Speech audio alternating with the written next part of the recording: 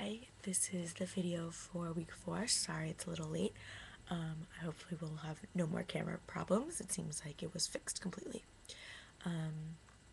So, about the symposium last week, I was really intrigued by the concept of looking at how to memorialize something when people didn't necessarily know what they would be memorializing or how. And the concept of what I brought up in class of the mindset of the people, which I think is really interesting.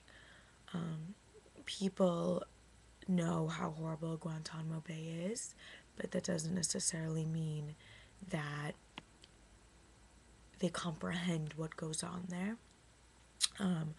And I think that in order for anything progressive or proactive or positive to happen in a memorialized type way with the museum, it needs to be used not necessarily as an educational tool, but people need to understand what is happening or what has happened there. I was speaking with my brother and just kind of talking about the symposium with him, and he had no idea that there had been people, Haitian people in Guantanamo ever before this. He never really heard of it any sense other than those from the current war. So I thought that was really interesting. And as I brought up before, in Germany and Berlin especially, there's this concept of never again. And it's this mindset that, maybe doesn't have everybody thinking necessarily in this way, but it's the overall concept of never again that allows for these monuments and memorials to be so successful, because they really truly are trying to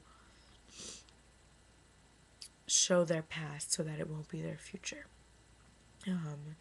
They are using it as a warning, as Julian so eloquently put, is really the base of the word monument, or memorial, one of the two. I thought was also interesting. Brad and I went to the First Fridays at the galleries on Harrison Avenue in Boston this weekend. And there was one gallery in which the photographs were of this turquoise copper color and were framed in the same type of copper. And the first thing I thought was, oh my god, these are gorgeous. It's just, the aesthetics were incredible. And then the artist was actually there, and I spoke to her, and they were of the New York penitentiary that was closed, in which it was complete confinement. You couldn't see anybody. You were alone all the time. When you walked by your cell, there were no cellmates. When you walked by the other prison inmates, you had something over your head so you couldn't see anybody. You couldn't talk to anybody the entire time you were there.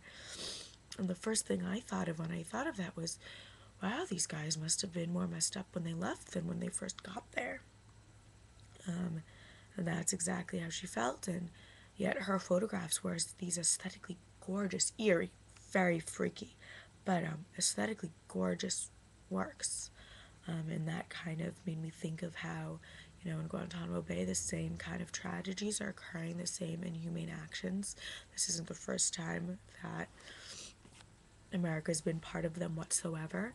And yet this woman's decided to represent them, or the past, in this aesthetically copper tone, where she felt that when she was there it was very haunting, and that the essence of these people, each room was different, and the essence of the inmates that had been there were all still there, which made me really think about how we should go